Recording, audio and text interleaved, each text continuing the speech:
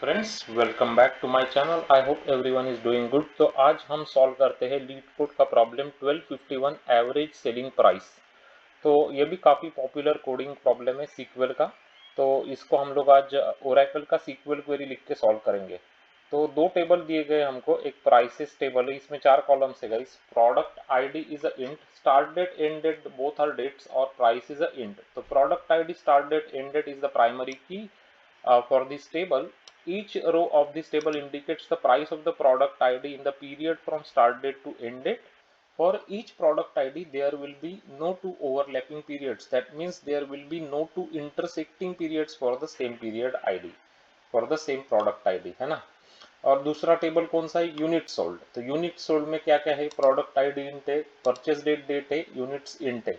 So this table may contain duplicate rows. Each row of this table indicates date, unit, and product ID of each product sold. Write a solution to find average selling price for each product. है ना। Average price should be rounded to 2 decimal places. If a product does not have any sold units, its average selling price is assumed to be 0. Return result table in any order. तो एक example दिया है, तो example को हम लोग समझते हैं। तो हम लोग क्या करना है कि एवरेज सेलिंग प्राइस निकालने की है for each of the product. तो एक एग्जाम्पल से समझेंगे ताकि आपको बहुत अच्छी तरीके से ये समझे। तो देखो अभी यहाँ पे प्रोडक्ट नंबर 1 है ना। प्रोडक्ट नंबर 1 कहाँ पे है? यहाँ पे है प्रोडक्ट नंबर 1। तो इसके जो प्रोडक्ट के परचेज डेट देखो यहाँ पे, तो फेब्रुआरी 25। तो फेब्रुआरी 25 मतलब ये इसके बीच में आएगा वो, है ना। इसके बीच में आएगा फेब्रुआरी 25, क्योंकि ये 17 फेब्रुआरी है, 28 फेब्रुआरी है। तो इसके बीच में आएगा। तो 100 यूनिट सोल्ड, प्राइस कितनी थी? 5। तो 100 मल्टीप्लाई बाय 5 करेंगे आप बेसिकली, है ना, ताकि टोटल प्राइस आपको मिलेंगे। ओके। अभी दूसरी बात क्या हुआ? 1 मार्च। 1 मार्च में क्या हुआ? कितने यूनिट सोल्ड हुए? 15 यूनिट सोल्ड हुए 1 मार्च में। तो 1 मार्च इसके बीच में आएगा ना। 1 मार्च से 22 मार्च के बीच में आएगा। तो 20 से 15 को मल्टीप्लाई करेंगे आप। सही बात है क्या नहीं? 20 से क्या करेंगे? 15 को मल्टीप्लाई करेंगे। तो ये आपको मिल गए टोटल प्राइस। इससे आपको डिवाइड करना पड़ेगा टोटल यूनिट्स। यूनिट्स क्या करेंगे? 100 प्लस 15, है ना, इसको डिवाइड करेंगे आप, तब आपको मिलेगी एवरेज प्राइस। समझ में आ रहा है ना? प्रोडक्ट 1 की, प्रोडक्ट आईडी 1 की। तो वही उसने कैलकुलेट करके यहाँ पे दिखाया है। तो 100 इंटू 5 प्लस 15 इंटू 20, है ना, वही किया ना हमने। एडिशन करना है, उसके बाद उसको डिवाइड करना हो 115 से। तो 6.96 आएगा आपका आंसर फॉर द प्रोडक्ट 1, है ना। वैसे ही आपको प्रोडक्ट 2 का भी करना पड़ेगा। तो प्रोडक्ट 1 का तो समझ में आ गया आपको। तो वही फंडा लगा के सभी प्रोडक्ट्स के लिए आपको ये करना पड़ेगा। तो मैंने आपको एक प्रोडक्ट दिखाया, अभी फटाफट दूसरा दिखा देता हूँ, फिर हम लोग ओरेकल का सीक्वल क्वेरी का सॉल्यूशन देखेंगे इसके लिए। तो ये देखो यहाँ पे 2 नंबर के प्रोडक्ट के यहाँ पे रोज, और ये 2 नंबर के प्रोडक्ट के रोज। अभी यहाँ पे देखने वाली बात क्या है? ये है कि ये जो डेट है ये क्या है? 10 फेब्रुआरी है, और 200 यूनिट बिके हैं, 200 यूनिट 10 फेब्रुआरी को। तो ये इसके बीच में आएगी ना, 1 फेब्रुआरी और 20 फेब्रुआरी के बीच में आएगी 10 फेब्रुआरी। तो 15 से मल्टीप्लाई करेंगे आप। 15 से क्या? 200 को मल्टीप्लाई करेंगे। तो वही किया उसने, 200 से 15 को मल्टीप्लाई किया, है ना। और दूसरी डेट है ये 22 मार्च आती है, 22 मार्च, है ना। तो 22 मार्च इसके बीच में आएगी। तो 21 फरवरी और 31 मार्च के बीच में 22 मार्च आती है। तो 30 प्राइस थी उसकी, 30, और यूनिट भी 30 थे। तो 30 इंटू 30 हो जाएंगे वो, प्लस करेंगे आप तो टोटल प्राइस मिल जाएंगे आपको। और उसको डिवाइड किससे करेंगे आप? डिवाइड 200 प्लस 30, 200 प्लस 30 230 हो जाएंगे, उससे डिवाइड करेंगे तो एवरेज प्राइस मिलेगी 16.96 फॉर नंबर 2 प्रोडक्ट आईडी। तो अभी आपको प्रॉब्लम स्टेटमेंट तो कंप्लीटली समझ में आ गया, है ना। तो इसको किस तरीके से अभी इसका ओरेकल का सीक्वल क्वेरी कैसे लिखते हैं वो मैं आपको दिखा देता हूँ। तो नल वैल्यू फंक्शन अपने को यूज करना पड़ेगा इसके लिए भाई, है ना। तो देखो अब फटाफट इसको, ये है अपनी ओरेकल की सीक्वल क्वेरी।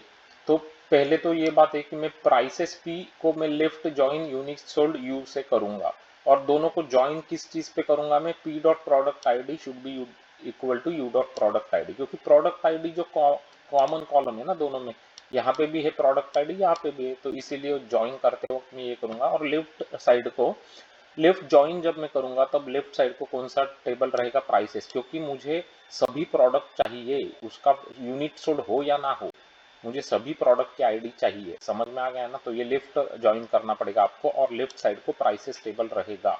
ओके, ठीक है। तो अभी यहाँ पे हम लोग सिलेक्ट क्या कर रहे हैं, P dot product ID select करेंगे और यहाँ पे हम लोग वो एवरेज वैल्यू कैलकुलेट कर रहे थे। तो एवरेज वैल्यू कैलकुलेट करते वक्त आपको राउंड उसको 2 डेसिमल करना पड़ेगा। तो राउंड 2 करा यहाँ पे और यहाँ पे हमने वो एवरेज को कैलकुलेट किया। तो एनवीएल फंक्शन यूज किया है, मतलब नल वैल्यू है तो 0 रखेंगे अपन, है ना। और सम करेंगे किसका, P dot price multiplied by U dot units का सम करेंगे डिवाइडेड बाय नल इफ, अगर सम ऑफ यू यूनिट्स करेंगे, कितने टोटल यूनिट्स है उसका सम करेंगे, नहीं तो अगर ये नल है तो 0 रखेंगे उसको बेसिकली, है ना। और यहाँ पे भी 0 रखना पड़ेगा आपको नल वैल्यू। मतलब नल वैल्यू आती है, मतलब बेसिकली कब होगी नल वैल्यू, जब आपको यूनिट सोल्ड का नहीं मिलेगा यहाँ पे रो, तो आपको नल मिल जाएगी उसकी वैल्यू, है ना। तो उसको आपको 0 दिखाना पड़ेगा, है ना। ओके, अभी ये क्या है, ये बहुत इंपॉर्टेंट क्लॉज है ये, तो इसको मैं नीचे लेके आता हूँ। ओके, तो U dot purchase date should be between P dot start date and P dot end date. तो वही किया था ना हमने। ये परचेज डेट जो थी 10 फरवरी, ये जो 10 फरवरी डेट थी ये दोनों के बीच में आ रही थी, तो वो देखना पड़ेगा ना अपने को। ये दोनों के बीच में आती ना 10 फरवरी, 1 फरवरी और 20 फरवरी के, तो वही कर रहे हैं यहाँ पे। तो this u dot purchase date should be between p dot start date and p dot end date group by p dot product id। बहुत इंपॉर्टेंट है ग्रुप बाय, क्योंकि हम लोग यहाँ पे सम जो एग्रीगेट फंक्शन है वो यूज कर रहे हैं, तो ग्रुप बाय करना पड़ेगा ना अपने को। प्रोडक्ट आईडी से ग्रुप बाय करेंगे भाई, तभी तो हमको करेक्ट आंसर आएगा ना। तो समझ में आ गया होगा आपको अभी ये सीक्वल क्वेरी किस तरीके से लिखी गई है ना। डेफिनेटली समझ में आ गया होगा। इंपॉर्टेंट कॉन्सेप्ट क्या क्या यूज करे यहाँ पे, एक तो नल वैल्यू फंक्शन यूज करा, लेफ्ट ज्वाइन करा, नलिफ करा, है ना, और उसके बाद ग्रुप बाय करा। तो ये सब आपको पता होना चाहिए, बिटवीन पता होना चाहिए, डेट्स के लिए यूज किया है। तो ये ओरेकल का क्वेरी है, इसको रन करा के मैं आपको दिखा देता हूँ फटाफट अभी, और आंसर्स को भी चेक कर लेते हैं। तो यहाँ पे आंसर्स क्या आ रहे हैं हमको, हमारे 16.96 विच इज करेक्ट और 216.96 विच इज अगेन करेक्ट।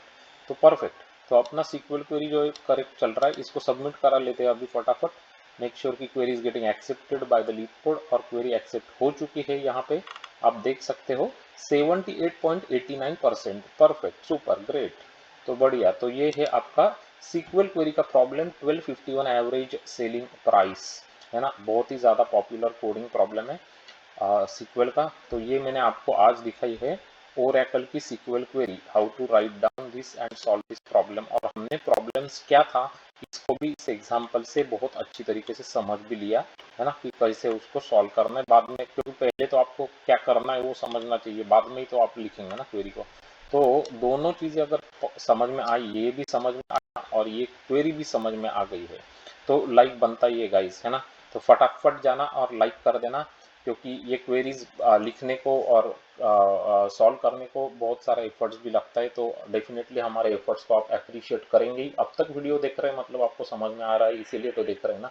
तो लाइक कर देना अभी के अभी जाके फटाफट, और सब्सक्राइब भी कर लेना चैनल को, है ना। Click on the bell notification icon button 2 times, ताकि आपको इसी तरीके के बढ़िया क्वालिटी कंटेंट के नोटिफिकेशंस मिलते रहेंगे।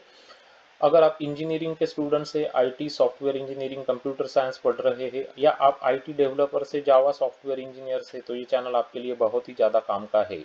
यहाँ पे हमने 700 से ज़्यादा इंपॉर्टेंट प्रॉब्लम्स को लेके इसी तरीके से सॉल्व करके दिखाया है स्टेप बाय स्टेप, ताकि सभी आपको अच्छे अच्छे प्रॉब्लम्स का किस तरीके से सॉल्व करते पता चले।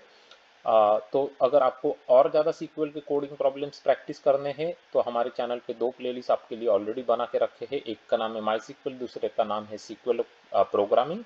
तो दोनों में आपको बहुत अच्छे डेटाबेस के और सीक्वल कोडिंग के क्वेश्चंस मिल जाएंगे। तो वो डेफिनेटली प्रैक्टिस करके जाना इंटरव्यूज़ को। और अगर आप जावा डेवलपर से, तो आपके लिए बहुत सारी अच्छी अच्छी और वीडियोस भी है, तो उनके प्लेलिस्ट के नाम मैं आपको बता के रखता हूँ, ताकि वो आप जाना और चेकआउट करना प्रॉब्लम्स को और प्रैक्टिस करना। इंटरव्यूज़ में बहुत फ़ायदा होगा। सबसे इंपॉर्टेंट है बीएफएस एंड डीएफएस के प्रॉब्लम्स की प्लेलिस्ट, ये सबसे ज़्यादा पूछे जाते हैं इंटरव्यूज़ में।